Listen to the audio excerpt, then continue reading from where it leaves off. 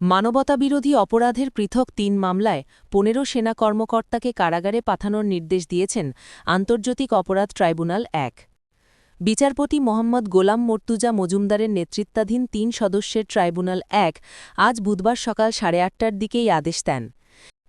এই ট্রাইব্যুনালের অপর ২ সদস্য হলেন বিচারপতি মোহাম্মদ শফিউল আলাম মাহমুদ ও বিচারক মোহাম্মদ মহিতুল হক এনাম চৌধুরী।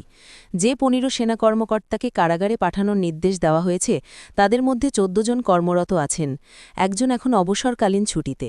গতকাল বুধবার সকাল ৭টার পর এই সেনা কর্মকর্তাদের ট্রাইব্যুনালে হাজির করা হয়।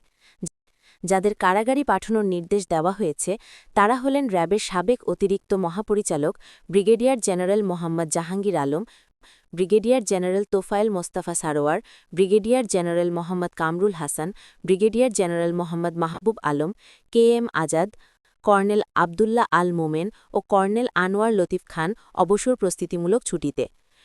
র্যাবের গোয়েন্দা শাখার সাবেক পরিচালক lieutenant colonel Mohammad Moshiur Rahman, lieutenant colonel Saiful Islam Sumon, lieutenant colonel Mohammad Sarwan Bin Kashem, lieutenant colonel Mohammad Redwanul Islam, বিজিবির সাবেক কর্মকর্তা মেজর মোহাম্মদ রাফাত বিন আলম।